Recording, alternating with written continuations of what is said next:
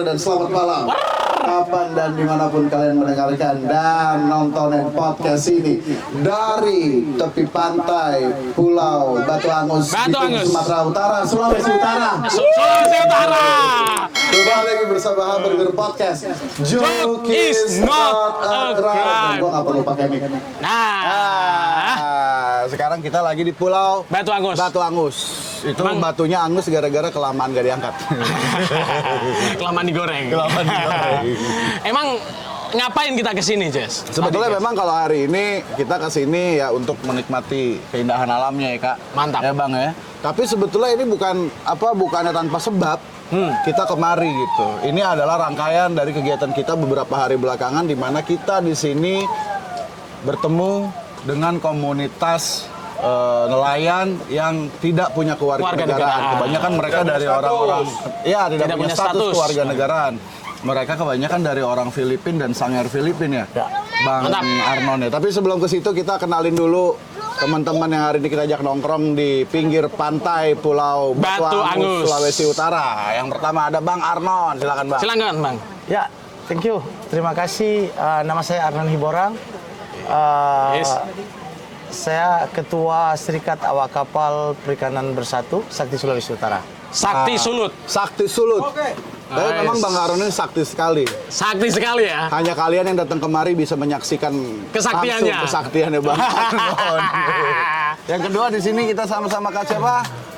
Perkenalkan, nama saya Deici Tatalede. Saya sebagai Ketua Sri Kandi Sakti. Sri Kandi Sakti. Sri Kandi Sakti ini Sri Kandi Sakti cabangnya dari Sakti Sulut. Jadi pengurus Sakti Sulut membentuk Sri Kandi Sakti untuk bisa membela hak-hak dari pekerja yang ada di pabrik pengolahan makanan laut. Oke.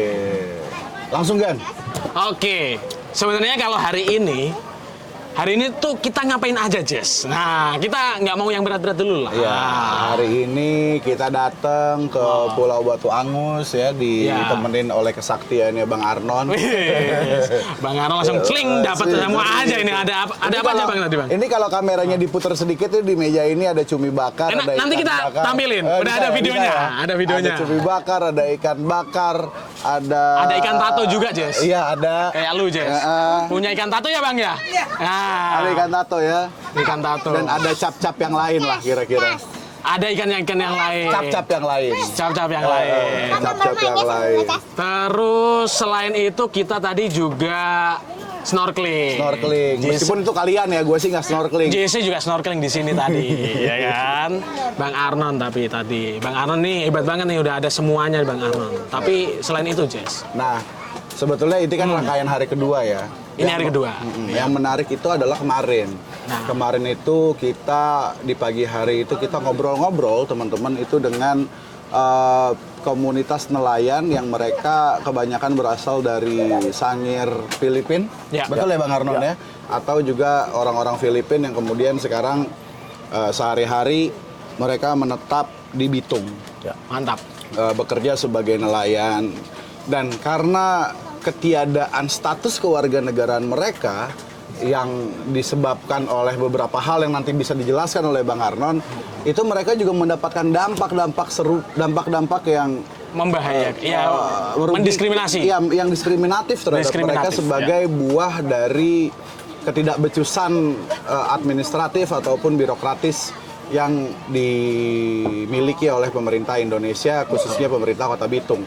Nah, itu nanti Bang Arnon dan Kak Deice itu nanti bisa menjelaskan secara lebih secara lebih mendetail ya, masalah-masalah apa saja yang muncul dalam konteks ketiadaan kewarganegaraan itu, apa penyebabnya Bang Arnon, kemudian apa dampaknya kepada mereka dalam kehidupan sehari-hari, termasuk juga dalam konteks ketika mereka bekerja sebagai awak kapal penangkap ikan tuna.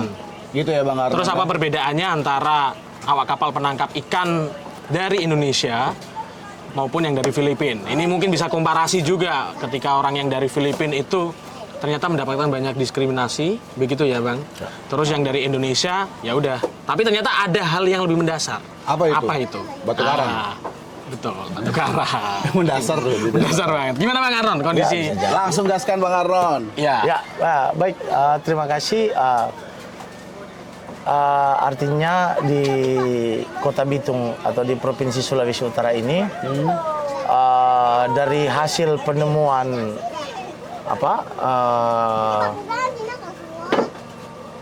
pendataan waktu PKPU itu ada Badan Pemilihan Umum ya. Oh iya. Pemilihan umum waktu pemilihan presiden dan DPR RI dan walaupun sampai dengan provinsi kabupaten kota. Tahun ini berarti? Ya, tahun ini. 2024 itu ada kelebihan data di Kota Bitung itu sekitar 25.000 orang. Oke. Wow. Jadi ada tanda tanya 25.000 orang ini itu orang yang tidak bisa untuk memilih salah paslon mungkin yang dia dukung. Atau orang ini memang tidak punya identitas sama sekali. 25.000 orang ini siapa, Bang? Nah, 25.000 orang ini dikategorikan ada yang Filipin asli, memang dia orang Filipin, dan ada Filipin Sanger, atau sekarang itu istilahnya itu pisang, Filipin Sanger. Iya. Kalau sapi kan terlalu kasar, Sanger Filipin itu kasar. Jadi dibalik lagi, sapi makan pisang gitu. Jadi Sanger Filipin. Maka dari Filipin Sanger. Filipin Sanger. Ya, dari 25.000 orang ini itu ada yang sudah masuk menjadi kewarganegaraan dan ada juga memang sama sekali belum ada mempunyai dokumen sama sekali. Murni menjadi warga negara Indonesia atau dia cuma dapat surat kan? Nah, ada yang memang sudah menerima SK kewarganegaraan, dan ada memang tidak sama sekali. Itu haknya sama semua ya? Nah, kalau dia sudah mendapatkan SK kewarganegaraan, tandanya dia sudah jadi warga negara, toh? Ya, Ya. benar. Oke. Yang tidak menerima ini memang yang menjadi dampak sosialnya ya, kalau kita berbicara dampak sosial kemanusiaan, dampak sosial hak asasi manusia itu yang belum mendapatkan kewarganegaraan. Kenapa saya katakan seperti itu? Karena memang hampir ada sekitar 163 kewarganegaraan Filipina yang sudah diverifikasi, tapi sampai detik ini belum pernah mendapatkan hak kewarganegaraan mereka. Jadi ini bukan yang Filipin Sanger, tapi yang Filipin asli. Yang Filipin Sanger itu ada 163. Oh, yang Filipin Sanger ada 163. Lagi ada 163 itu belum mendapatkan hak kewarganegaraan. Tapi ada orang Filipin yang dia sudah menikah di sini dan tinggal di Kota Bitung itu sudah kurang lebih ada yang 10 tahun, ada yang 12 tahun. Hampir 20 tahun juga ada. Ya, benar. Ya. Dan mereka sudah memiliki anak. Dan yang menjadi problem sangat kita sayangi itu sangat kita perhatiin lah kalau istilahnya. Anak-anaknya itu nggak bisa sekolah. Kenapa nggak bisa sekolah? Karena dalam salah satu persyaratan untuk masuk ke dalam sekolah, dari sekolah dasar, SMP, SMA itu adalah akte kelahiran, kartu keluarga, KTP. Nah, maka itu sampai terdampak dalam hal-hal itu. Kalau hak kesehatan gimana, Bang? Kayak BPJS, terus mengakses rumah sakit atau artinya begini. ya? Artinya begini, dalam hal positifnya, pemerintah Kota Bitung itu telah memberikan program kerjanya itu dalam hal ini KTP itu bisa pakai untuk dalam hal ini BPJS Kesehatan tadi. Akan tetapi kewarganegaraan ini tidak punya KTP. Bagaimana dia bisa mengakses kesehatan itu kalau dia memang tidak punya KTP? Karena ketika dia misalkan datang ke puskesmas kah, atau dia datang kemana kah, dia kan butuh KTP, dia butuh KK, begitu. Toh? Kalau mau daftar BPJS tepatnya ya. Iya. Tapi kalau ke puskesmas ya udah, yang penting kalaupun nggak punya data, identitas, maka dia mungkin bayar aja cukup. Iya, tapi maksud gua ketika dia ingin mengakses si BPJS itu. Betul. Berarti dampaknya ini ya, Bang, ya, dampaknya memang kemudian seperti efek domino ya. Satu hal di ujung sebelah sini, dia kemudian berdampak dalam terhadap pemenuhan hak yang berlapis-lapis itu, begitu, Bang Arman? Ya, benar. Kenapa saya katakan hak-hak yang berlapis ini? Artinya kita berbicara itu jangan Indonesia itu hanya menjadi pengiriman migran. Betul. Tapi bagaimana Indonesia juga itu harus memperkuat pondasinya dalam hal kita menerima pekerja migran yang bekerja dalam Indonesia. Itu juga jadi salah satu masalah tuh. Itu Misalkan jadi masalah. Ketika kita ngomongin Kota Bitung, di mana dia menjadi salah satu Tujuan. Ya, dia menjadi salah satu daerah penghasil tuna terbesar, Iya. yang kemudian banyak dari nelayan-nelayannya datang dari Filipina misalkan. Itu kan sebetulnya yang jadi masalah adalah ketiadaan regulasi penerimaan migran di Ya. sini toh. Iya. Dalam hal ini, artinya begini, saya menyimpulkan, jangan sampai ada oknum yang memelihara dalam hal kondisi ini mencari keuntungan. Dibisnisin, Bang. Bisnisin. Itu ada tuh. Kayak gimana Ya, bentuknya, Bang? pemikirannya, karena dalam hal ini, setiap, ini kita bukan aja ya, kita nggak boleh, akan boleh. menyebutkan oknum siapa, si A, tapi kalau ada yang menantang, kita akan siap, kan seperti itu. Ya, siap. Tapi Gue demen yang dalam hal ini di Kota Bitung itu ada 15.000 kapal dari ukuran 2 gross ton sampai dengan sekian gross ton. Ya. Nah, ada namanya pengawalan. Pengawalan itu dari oknum tertentu untuk mengawal satu kapal itu harus dibayar sekitar 2,5 juta dengan mata uang rupiah. Gokil. Nah, dalam hal pengawalan ini maksud tujuannya apa? Seperti itu. Oke. Nah, kalau memang dan 2,5 juta itu bukan yang dibayar oleh pemilik kapal, tidak. Itu dimasukkan dalam modal starting. Modal starting itu modal awal untuk operasi kapal. Oke. Di waktu kapal itu memiliki hasil, maka itu akan dipotong dari Hasil hasil itu. daripada buruh tersebut atau awak kapal perikanan tersebut. Dikali atau berapa nelayan orang? tersebut. Ya, benar. Dibagi berapa orang? Nah, Iya benar, dibagi. dibagi berapa orang. Tapi Oke. kemarin gue juga denger Bang dari teman-teman di sini itu juga banyak praktik di mana ketika mereka lagi mencari Nelayan. ikan di tengah-tengah laut begitu, Ya. terus tiba-tiba Pol Airut datang, terus kemudian minta jatah. Nah, artinya gini, kalau kita berbicara, kalau di tengah laut ini kita berbicara tengah laut, karena Pulau Airut itu punya topoksi wilayahnya. Itu bukan Pulau Airut, mungkin ada, saya akan mengklarifikasi lah biar jangan sampai itu. Pulau Airut itu punya wilayah batasannya adalah di bagaimana di wilayah Tertentu. pesisir, wilayah pesisir. tertentu. Itu mungkin dari Angkatan Laut. Oknum daripada Angkatan Laut Minta jatah. minta jatah karena dia tidak dapat jatah dari darat, yang dapat jatah adalah air laut, maka dia akan cari jatah itu di laut. Nah, Oh, gitu inilah modelnya. sangat disayangi negara kita. Negara kita ini negara kita. Saya kebetulan pernah bekerja di luar negeri, paham benar. Tidak pernah terjadi hal-hal seperti itu. Bagaimana kita tidak malu? Di luar Indonesia ya, Bang ya? Iya, di luar Indonesia pernah bekerja di kapal asing, kapal ikan, tapi tidak pernah masuk di salah satu negara di Iya, Palau, iya. Filipina pun itu tidak pernah terjadi hal semirip dengan yang terjadi di Indonesia. Oke.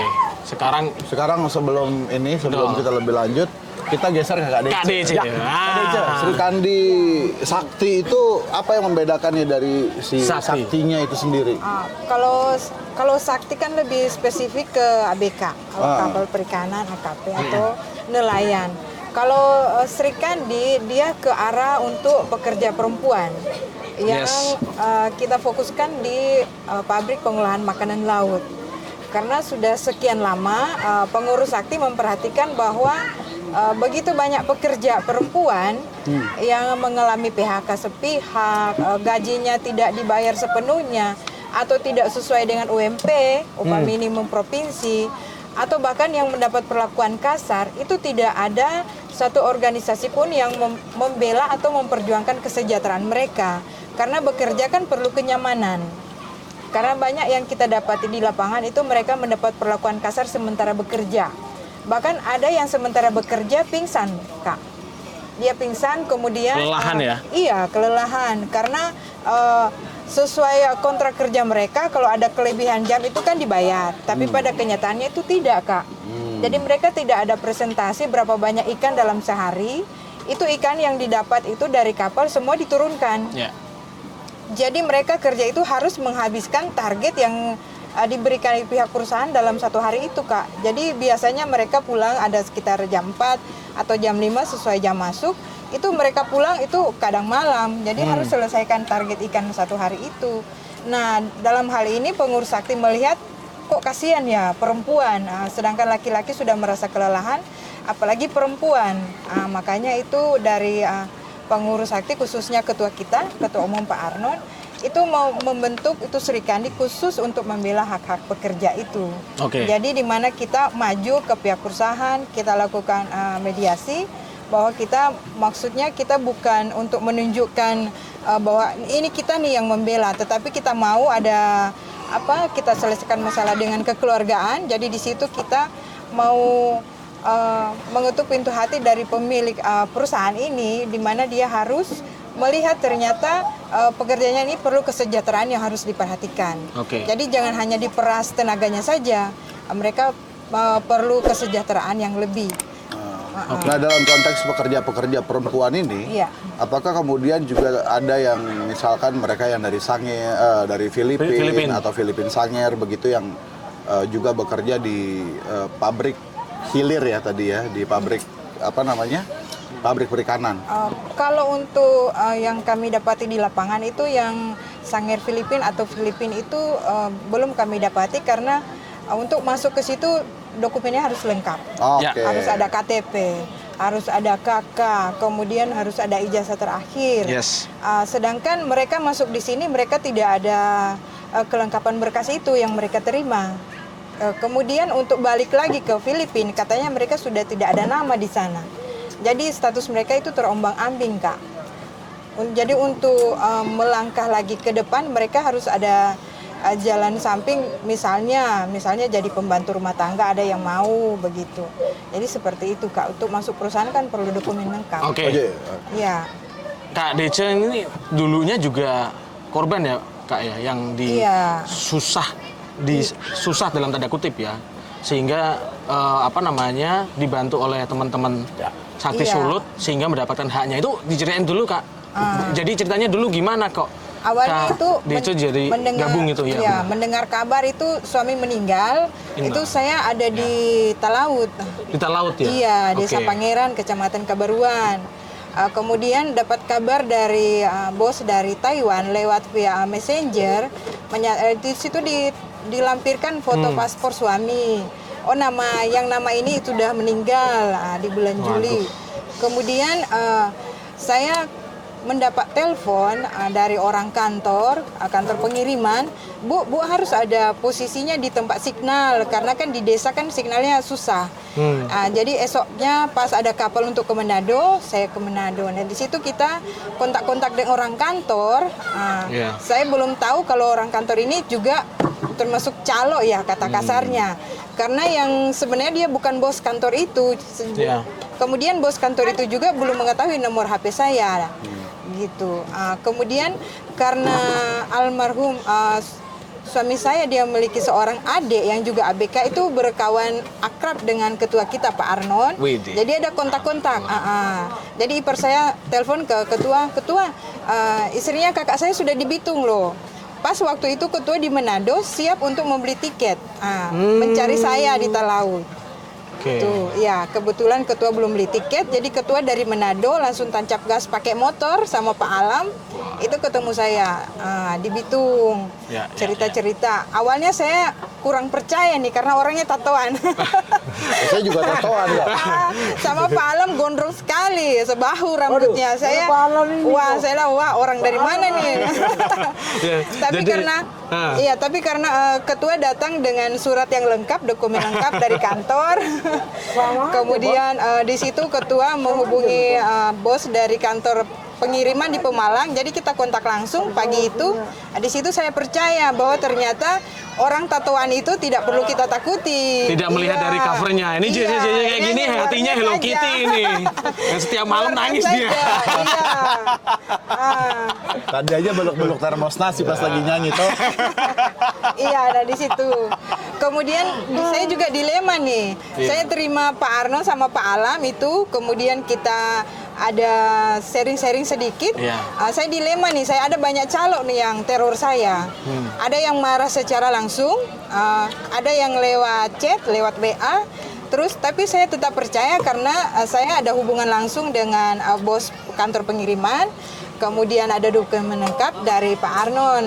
Di situ kita saling percaya lah. Saya percaya ini sakti. Berjalannya waktu. pengurus sakti itu sering-sering datang di rumah mengabarkan, Bu, Ibu harus siapkan dokumen ini, dokumen ini, karena kalau jenazah mau dipulangkan, Ibu memang ahli warisnya dari almarhum. Jadi jenazahnya Ibu mau kemana? Apakah dimakamkan di Taiwan, ataukah di Mauritius Afrika Selatan, ataukah di Jakarta, atau di Bitung, atau di mana, Bu? Jadi semua saya terima berita semua, saya hanya diam di rumah. Pengurus sakti yang mengurus semuanya. Semuanya tuh? Iya. Keren. Mereka mengurus sampai jenazahnya tiba di Manado, mereka jemput sama-sama saya. Satu malam bermalam di rumah kakak saya di Bitung. Kemudian keesokan harinya kita berangkat ke Talaut. Jadi yang dampingi saya ke Talaut Pak Arno sama Pak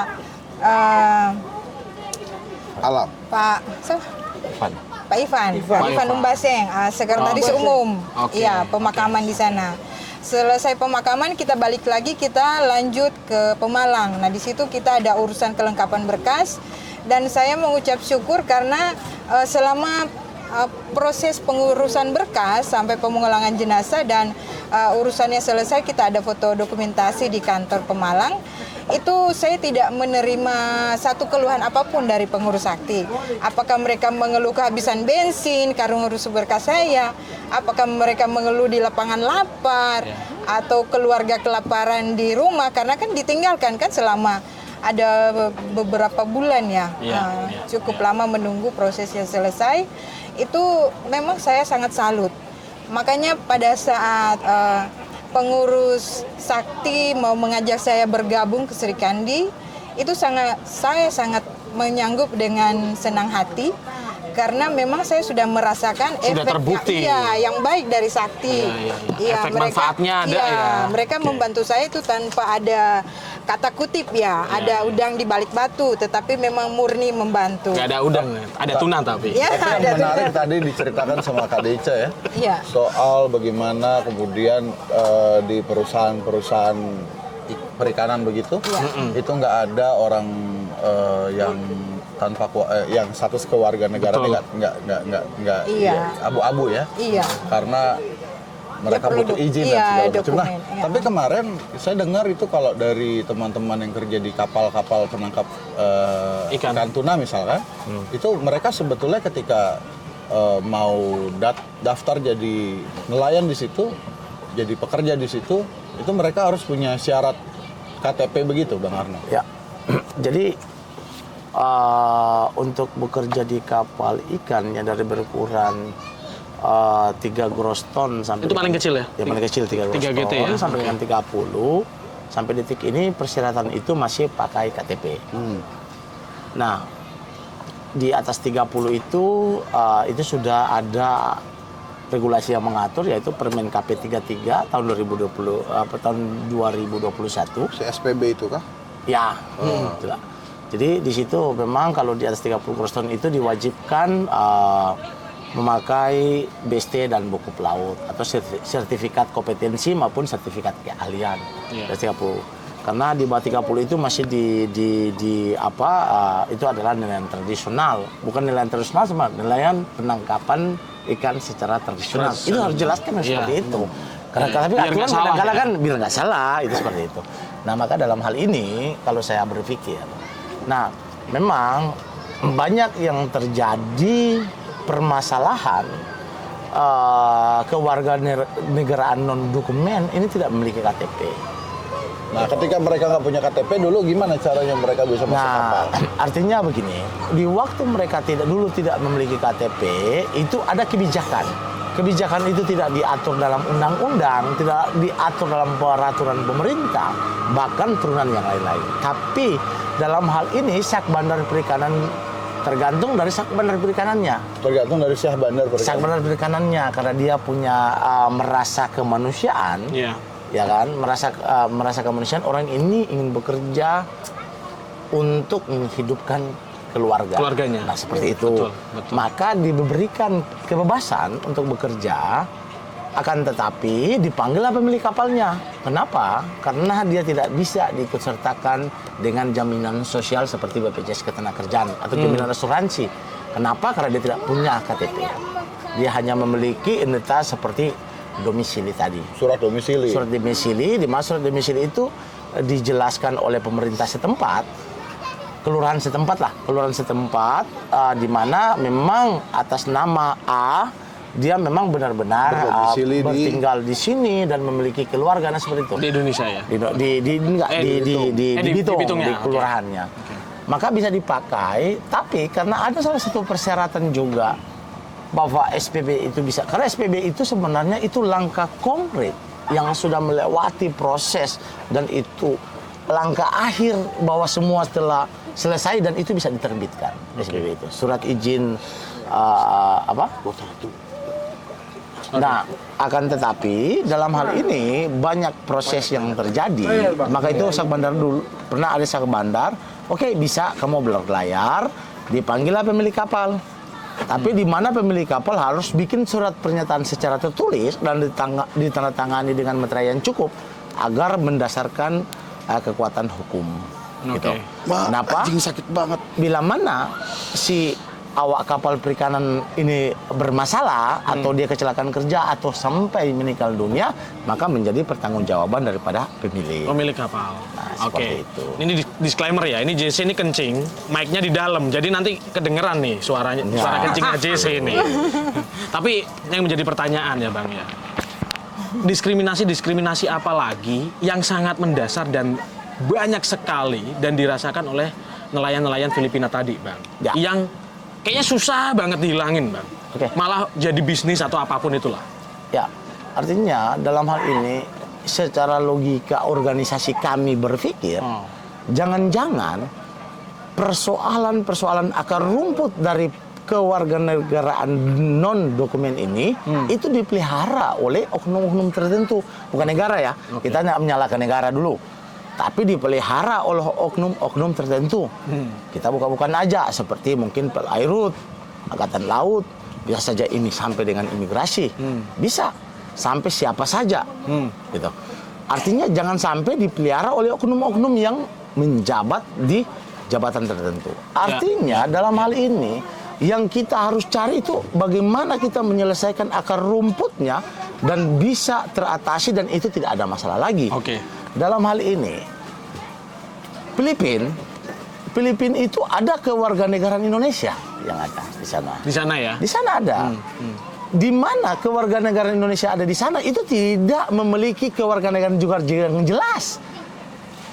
Tapi mereka di sana itu dikenakan kehidupannya di sana juga seperti biasa, tapi di kehidupannya di sana itu harus membayar pajak kepada Filipina, negaranya. Itu lebih fair ya? Lebih fair. Karena dia kerja, dapat penghasilan, maka bayarlah pajak. Iya, dalam hal ini di mana pemerintah Filipina juga mendukung untuk membuat sekolah-sekolah untuk kepada kewarganegaraan ini yang tidak jelas. Ya, keluarga itu. Iya, atau tidak punya status lah dalam hal ini.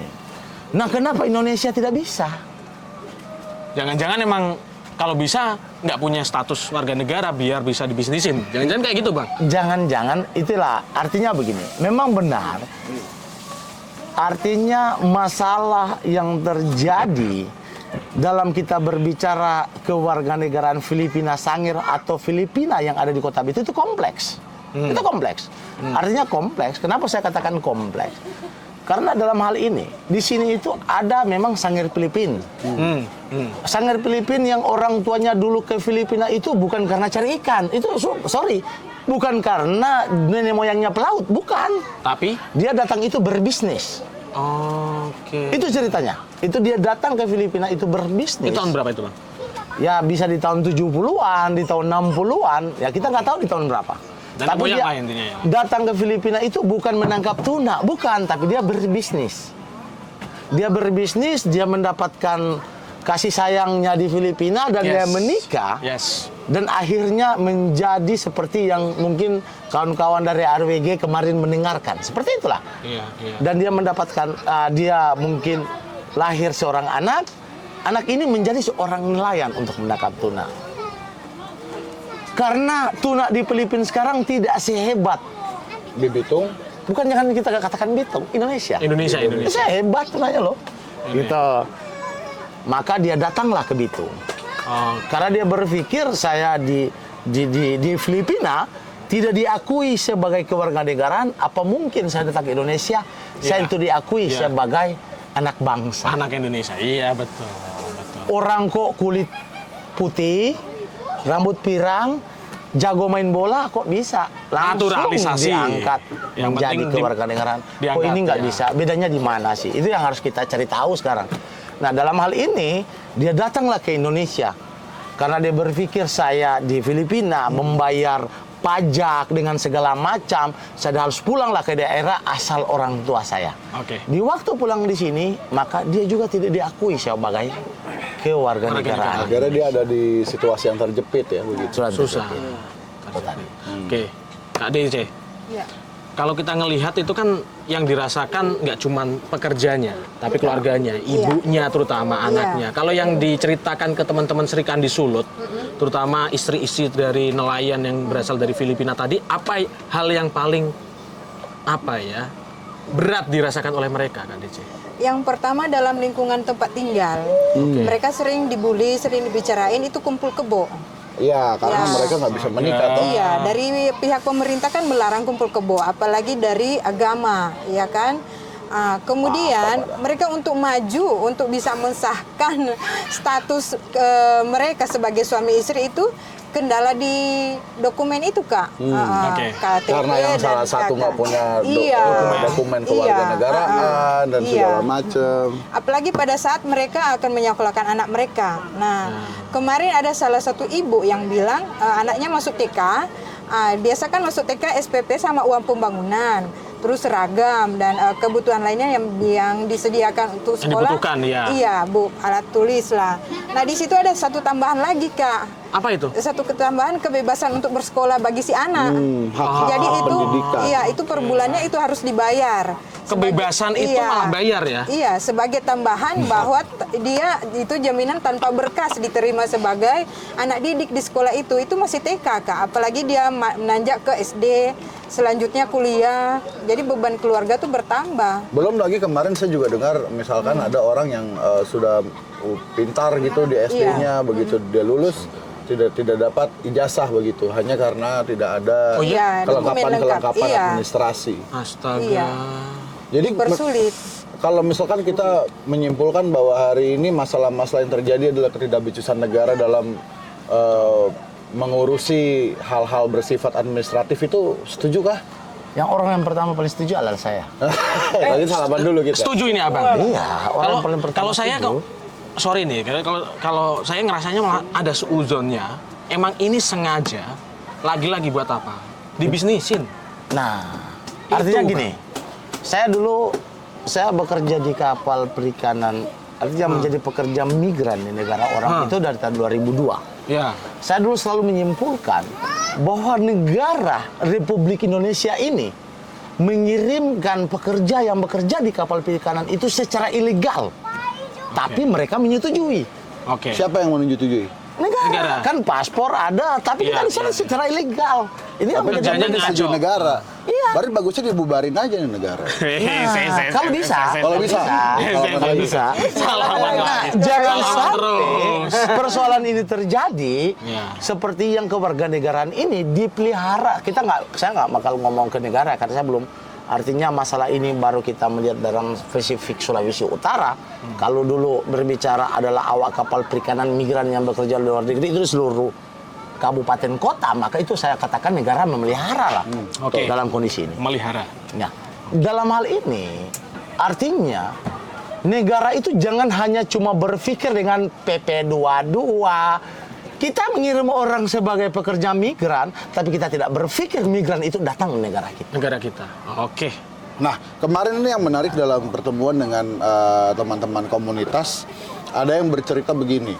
Dulu itu kan ketika mereka tidak punya KTP, akhirnya mereka mau bekerja di atas kapal, akhirnya mereka menggunakan surat domisili yang harus diminta ke kelurahan. Ya. Ketika mereka meminta ke kelurahan pun, akhirnya kelurahan nggak mau mengeluarkan. Ada beberapa yang kasus seperti itu.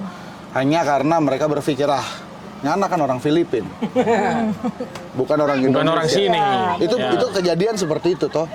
Nah, ketika akhirnya beberapa ada juga kasus-kasus yang lain yang mereka sudah berhasil masuk ke dalam kapal, mereka sudah berhasil dapat KTP begitu ya. Kemudian ketika akhirnya di tengah-tengah mereka di atas laut itu dijegal atau dirazia oleh Pol Airut, oleh siapa aja, PSDKP atau Angkatan Laut misalkan, mereka sudah berhasil menunjukkan KTP pun mereka tetap dicecar dengan pertanyaan hanya karena orang-orang ini berprasangka berbasis identitas bahwa lo kan Filipin. Ini problemnya di mana berarti itu, Bang Arnon? Dalam hal ini artinya begini. Sebenarnya persyaratan dari peraturan Permen-KP, peraturan Kementerian Kelautan Perikanan nomor 42 tahun 2016 itu udah jelas dulu. Sebelum direvisi lah kalau nggak salah. Direvisi di Permen KP 33, di mana Permen KP 33 itu lebih melihat sertifikat kompetensi maupun keahlian itu sangat dibutuhkan. Maka dalam hal ini artinya masih sekarang itu bisa dipakai oleh KTP. Surat domisili itu sebenarnya tidak berlaku untuk orang bekerja di kapal penangkap ikan. Tapi itu ada kebijakan, sebenarnya ada kebijakan. Nah, dalam hal ini memang ini saya bilang gini, seakan-akan lahan itu sudah di Kapling. Ini wilayah sekian mil posisi Pol Airut, sekian mil punya Angkatan Laut, PSDKP itu di mana? Nah, seperti itu. Akan tetapi dalam hal ini, apakah saya pernah waktu di dalam satu forum saya menyampaikan begini, apakah kita tidak merasa berdosa kita mengintimidasi orang dan mendapatkan keuntungan dan itu kita pakai untuk keluarga? Kita merasa berdosa enggak? Sangat berdosa. Dalam agama Islam, agama apapun itu tidak mengakui dengan hal seperti itu. Nah, maka dalam hal ini artinya begini, kita tidak mendiskriminasi bahwa ada kewarganegaraan yang ada di Kota Bitung, tapi bagaimana kita melihat terjadinya hak asasi manusianya, anak-anaknya yang seperti tadi disampaikan oleh mas-masnya, mereka bersekolah nggak bisa. Nah, itu yang menjadi artinya perhatian kita. Kita begitu gampang untuk sekolah, begitu gampang untuk mengakseskan jaminan kesehatan, begitu gampang kita mengakses dan segala macam, dan mereka ini tidak mendapatkan. Di mana sih hati nurani mereka? Nah, itu dalam hal itu kita harus bertanya, itu hati nurani kalian itu di mana? Oke deh. Seperti itu. Oke deh. Emang kacau semuanya. Ya kan? Kemarin juga ngerasa kayaknya masalah ini belum selesai, ternyata ada masalah lain, ternyata ada masalah lain lagi, dan itu benar-benar bulat banget, ruwet banget kayak benang kusut ya, Bang ya. Ya.